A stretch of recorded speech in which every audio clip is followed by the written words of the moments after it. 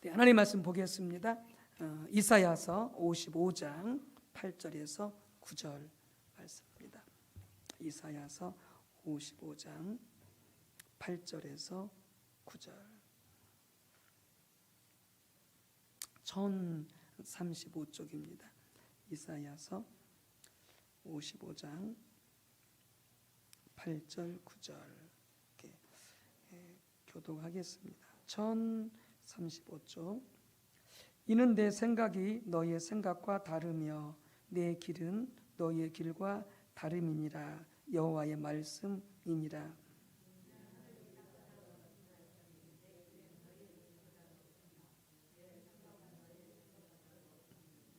아멘. 고린도전서 2장 8절에서 10절입니다.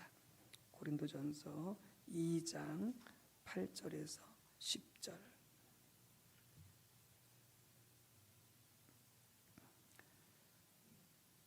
(265쪽) 고린도전서 2장 8절에서 10절 교독하고 마지막 절 합독하시겠습니다.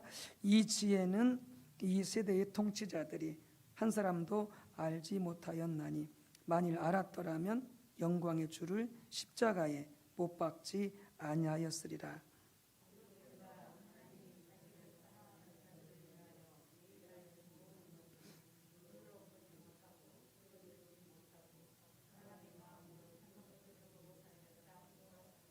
오직 하나님이 성령으로 이것을 우리에게 보이셨으니 성령은 모든 것 곧 하나님의 깊은 것까지도 통달하시느니라. 한 군데 더 보겠습니다. 민수기 13장 25절에서 14장 11절까지 보겠습니다. 민수기 13장 25절에서 끝절까지 보고요.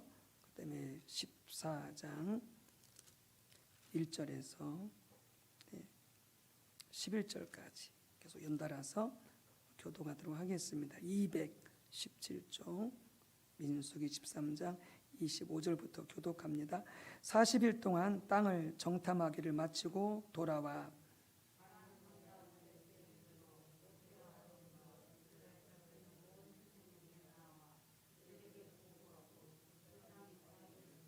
모세에게 말하여 이르되 당신이 우리를 보낸 땅에 간즉 과연 그 땅에 젖과 꿀이 흐르는데 이것은 그 땅의 과일이니이다.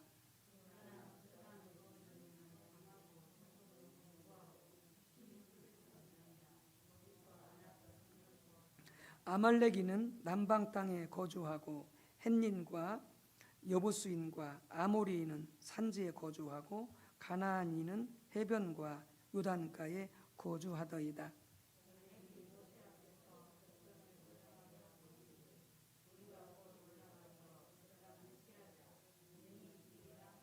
그와 함께 올라갔던 사람들은 이르되 우리는 능히 올라가서 그 백성을 치지 못하리라. 그들은 우리보다 강하니라 하고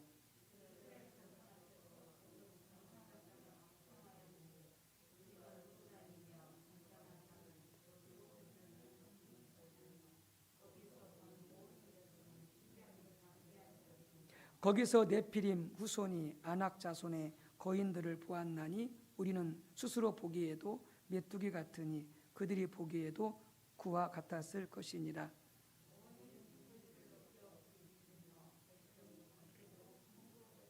이스라엘 자손이 다 모세와 아론을 원망하며 온 회중이 그들에게 이르되 우리가 애굽 땅에서 죽었거나 이 광야에서 죽었으면 좋았을 것을.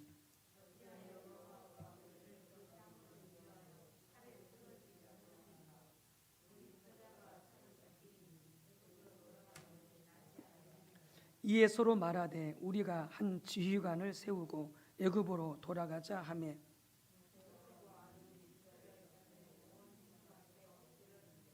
그 땅을 정탐한 자 중 눈의 아들 여호수아와 여본네의 아들 갈렙이 자기들의 옷을 찢고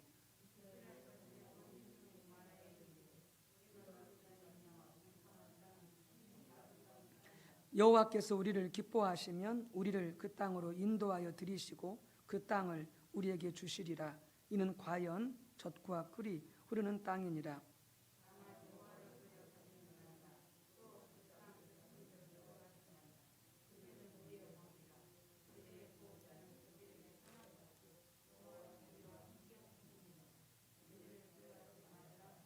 온 회중이 그들을 돌로 치려 하는데 그때에 여호와의 영광이 회막에서 이스라엘 모든 자손에게 나타나시니라.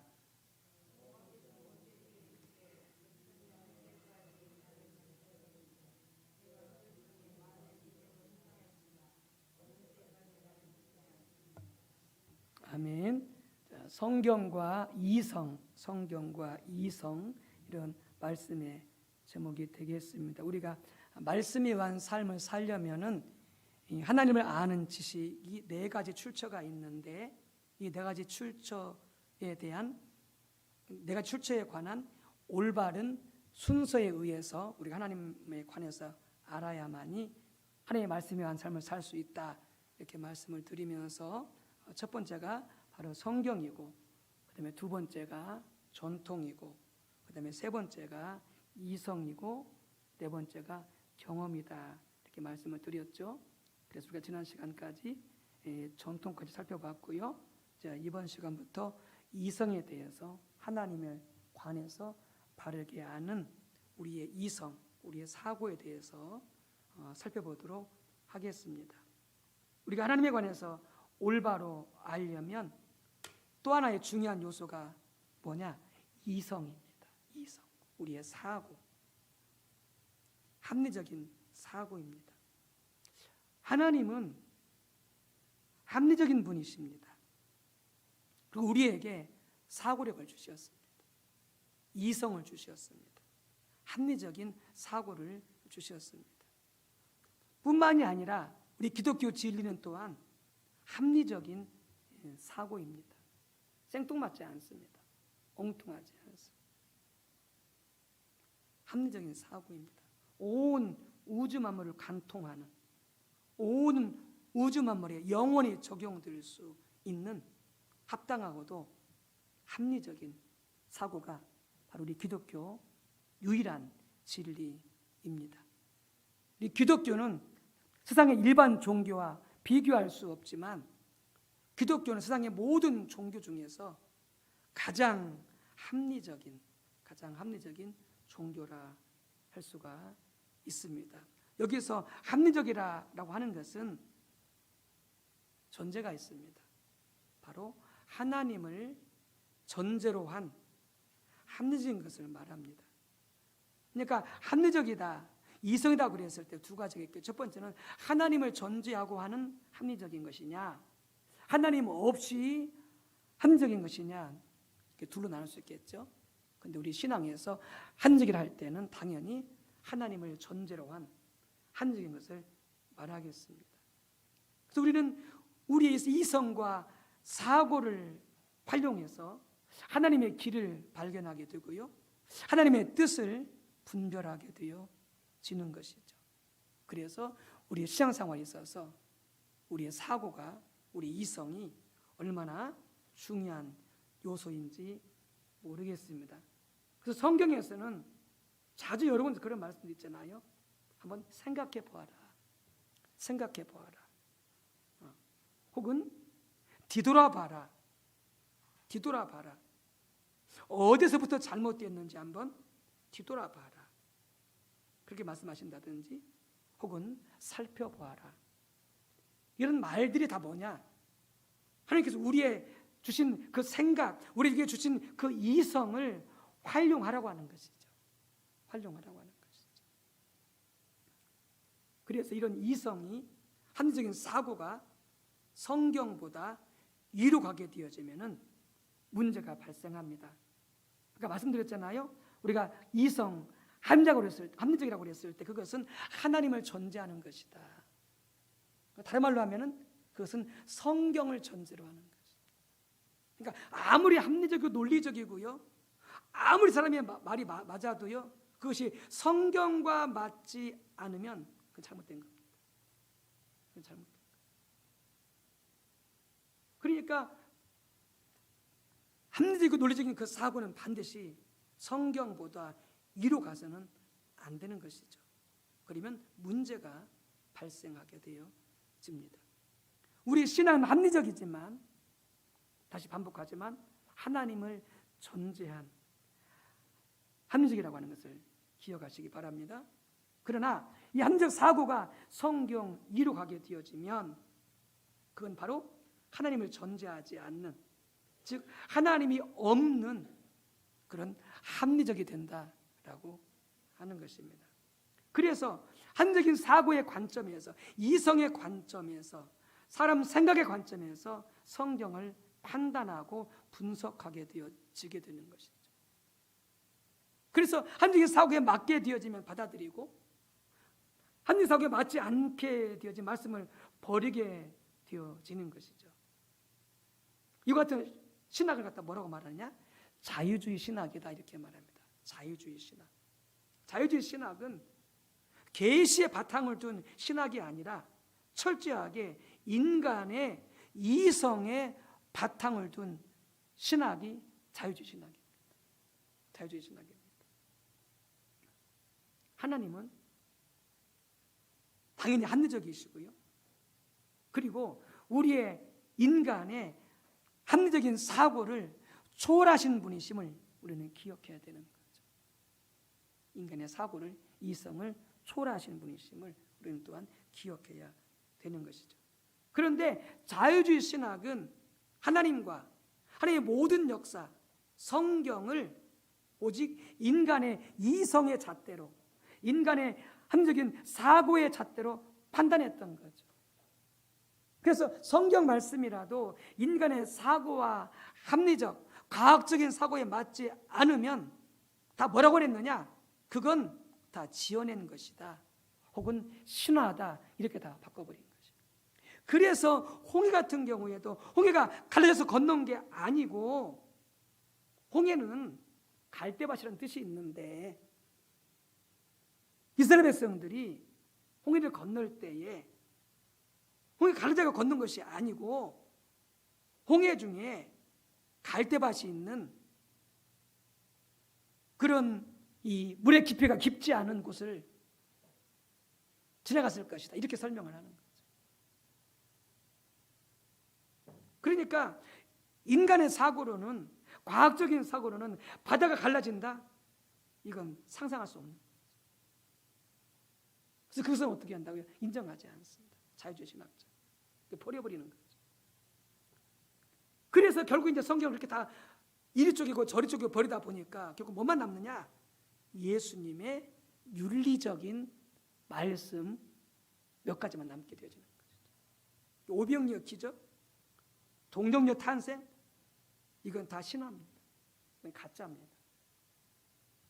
인간의 이성을, 합리적인 사고를 가지고 성경을 들여다보니까 그렇게 되어지는 것이죠. 그러면서 신학이 급속도로 자유화되는 원인이 있습니다.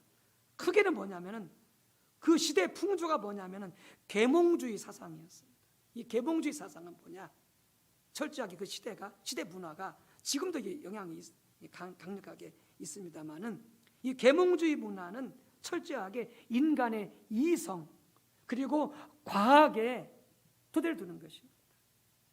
그러니까 인간의 모든 역사, 모든 과학, 인간의 모든 삶의 실제, 이런 것들을 이성을 근거로 해서, 과학적인 판단을 근거로 해서 받을 수 있는 것만 사실인 것입니다. 정신적인 것, 도덕적인 것, 가치적인 것, 이런 것들은 인정하지 않습니다. 인정하지 않아요. 종교 인정하지 않습니다. 이게 정신적인 것으로는, 종교적인 것으로는 인정하겠지만, 그러나 그런 종교의 말씀, 종교의 진리가 우리 인간의 삶의 실제에서는 그게 맞지 않다는 거죠. 그게 부정해버리는 거죠. 그러니까 이런 계몽주의 사고와 과학적인 사고, 이런 이성의 영향을 받은 것입니다, 신학자들이. 그래서 신학도 신앙도 인간의 이성을 가지고 설명하려고, 연구하려고 보니까 결국 어떻게 됩니까? 자유주의 신학으로 가버립니다. 엉뚱하게 가버립니다. 지금도 서구에서 자유주의 신학을 가르치는 곳이 있죠. 정말 잘못된 거죠. 성경에 의하면 인간은 본래 하나님의 피조물인데, 인간뿐만이 아니라 모든 것들이 그러죠.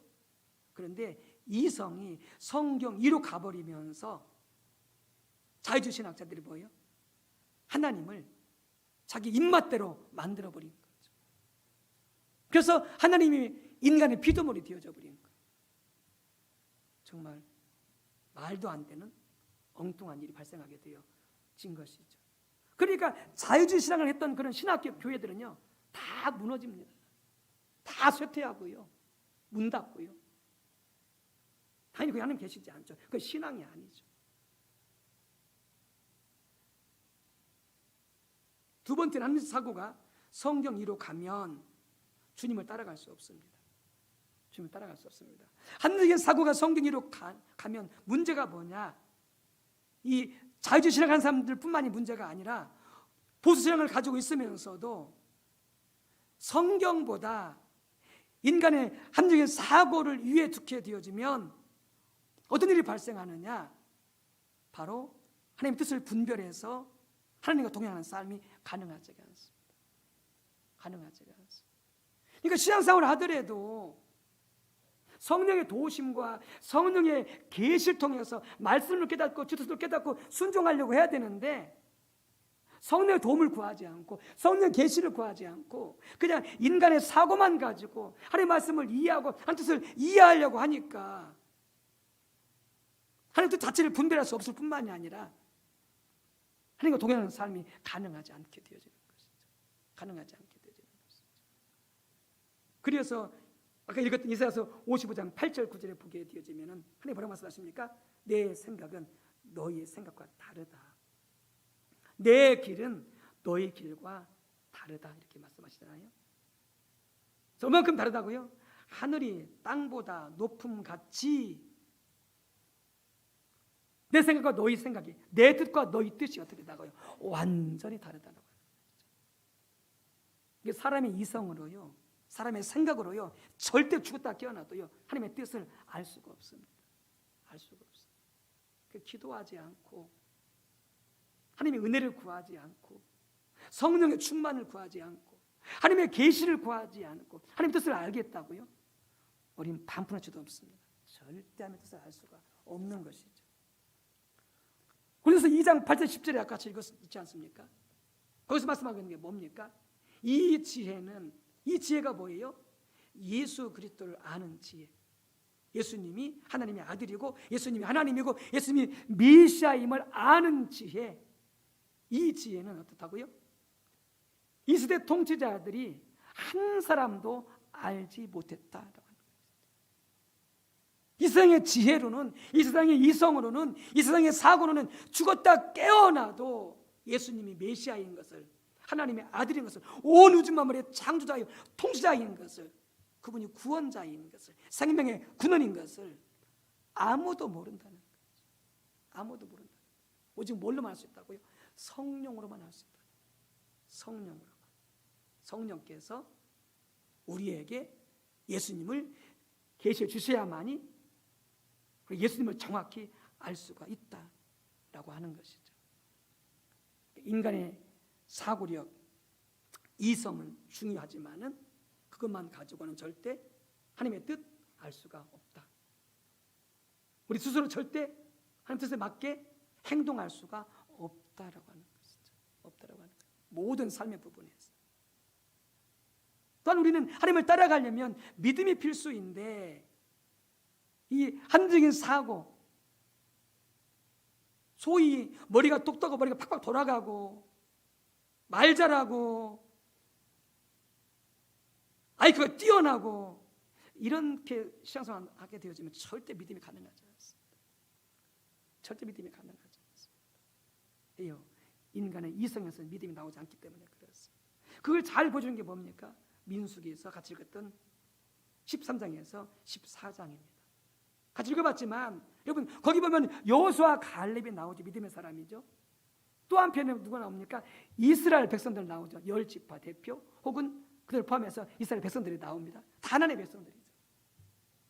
그런데 여호수아와 갈렙 그리고 나머지 10지파 대표들이 하는 말을 한번 생각해 보십시오. 그걸 한번 읽어보십시오. 다시 한번. 그러면 둘 다 뭡니까? 합리적입니다. 여호수아 갈렙은 하나님을 전제한 합리적이고요. 나머지 이스라엘 백성들은 어떻게 해요? 그들을 빼놓고 그들은 하나님 없이 합리적이에요. 그들이 봤던 게 틀린 게 아니에요. 그 땅은 적과 꿀이라는 땅이요, 포도라든지 그 과일이 엄청나게 그렇게 크게 열매를 맺는 그런 좋은 땅이요, 그 땅의 성은 강하고 강력하고 그 땅의 군사들은 거인이고 우리 그들의 밥이고, 그들의 사고가 틀린 게 아니에요. 그게 맞아요. 합리적이에요. 지어낸 게 아니에요. 엉뚱한 말 하고 있는 게 아니에요. 합리적으로 말한 거예요. 그 차이는 뭐예요? 거기에 그들은 하나님을 전제하지 않고 있다는 거죠. 하나님 없이 합리적이라는 것이죠. 여호수아 갈렙은요, 그들과 정반대의 말을 하고 있지만 여호수아 갈렙은 뭐라고 말씀하십니까? 그들은 하나님을 전제하고서 그들은 합리적인 것이죠. 누가 믿음이 있었어요? 여호수아 갈렙이었어요. 하나님을 전제로 하고 있는, 하나님의 말씀의 약속을 전제로 하고 있는 그 사고가 거기에서 믿음이 생겼던 거죠. 이스라엘 백성들, 그들의 말은 맞았지만, 그들의 사고력은 맞았지만 하나님 없이 그렇게 사고했기 때문에 거기에 믿음이 생기지 않았던 거죠. 믿음이 생기지 않았던 거죠. 비슷한 이야기가 신약성경에 오병이어 기적에 나타나는데요, 요한복음 6장에 보게 되지만 예수님께서 빌립을 시험하십니다. 많은 군중들을 먹이라고 그러십니다. 빌립이 대답합니다. 각 사람으로 조금씩 받게 할지라도 200데나리온의 떡으로 부족합니다. 빌립 말이 틀렸어요? 맞았어요? 맞아요. 틀린 게 아니에요. 합리적이었어요. 정확히 계산한 거예요. 그 많은 수를 먹이려면 적어도 200데나리온 떡이 필요한 거죠. 근데 빌립은요, 믿음이 없이 합리적이었던 거예요. 하나님을 전제하지 않는 합리적이었던 것이죠. 그리고 어떻게 돼요? 믿음이 없는 거죠. 빌립, 믿음이 없는 거죠. 그래서 예수님께서 그 장에서 어떻게 했어요? 오병이어 기적을 일으키사 그들의 무리를 먹여주시면서 빌립의 그런 하나님 없는 합리적인 사고가 틀렸음을 예수님이 증명해 주신 거죠.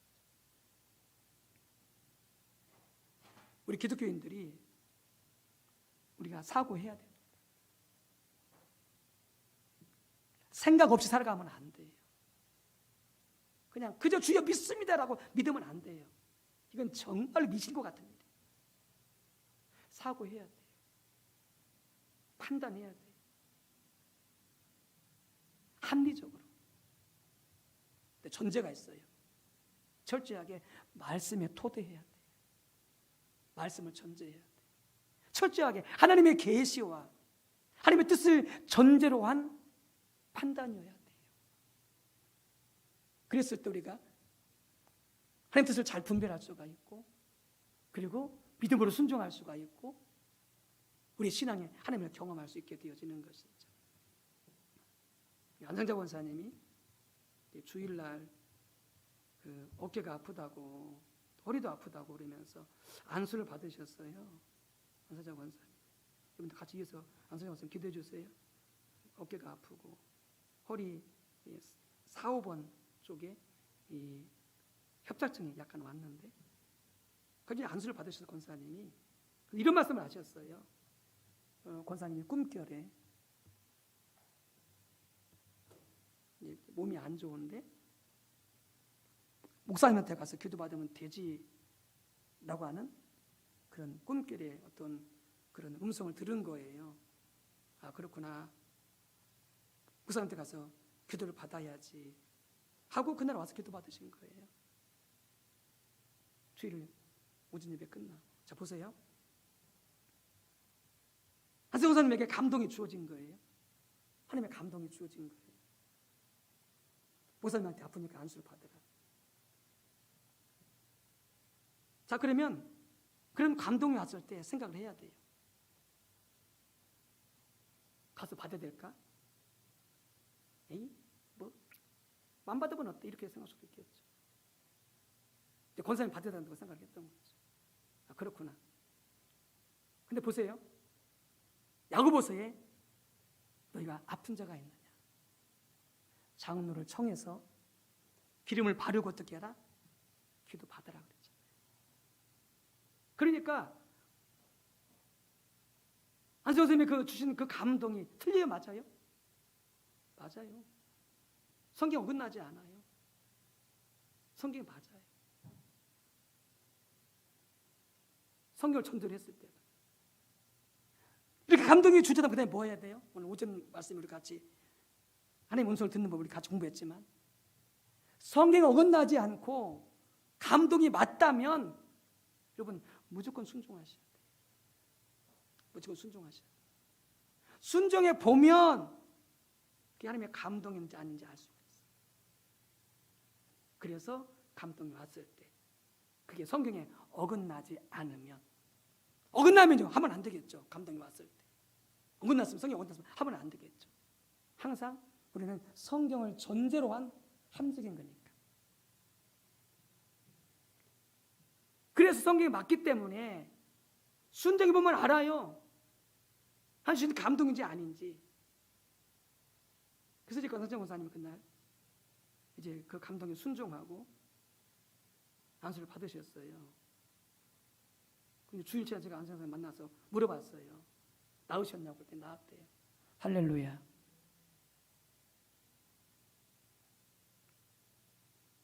합리적이어야 돼요. 사과 판단을 하셔야 돼요. 근데 기억하세요. 성경을 전제로 하셔야 돼요. 그리고 성령의 계시, 하나님의 뜻을 전제로 하셔야 돼요. 그리고 믿음으로 순종하면 거기에서 하나님을 경험할 수 있는 거예요. 그게 맞는 거. 그게 진리였던 거죠. 그게 하나님의 음성이었던 거죠. 하나님 우리에게 사고력을 주셨어요. 이성을 주셨어요. 활용하셔야 돼요. 꿈을 꾸든 말씀 이때가 깨닫게 되어지든 어떤 감동을 받게 되어지든 여러분 생각하셔야 돼요. 어떻게 해요? 성경이 뭐라고 말씀하고 있는지 그리고 하나님 내가 어떻게 하기를 원하시는지 한적인 사고를 통해서 이걸 찾아가야 돼요. 그리고 우리의 신앙이 건강하게 세워져 갈 수 있게 되어지고 참된 믿음으로 더 성숙하게 세워져 갈 수 있게 되어지는 것이죠. 이성을 무시하지 마십시오. 무시하지 마십시오. 사고력을 무시하지 마십시오. 무조건 믿습니다. 이렇게 미신적으로 하지 마십시오. 주신 이성을 잘 활용하시기를 주님의 이름으로 축복합니다.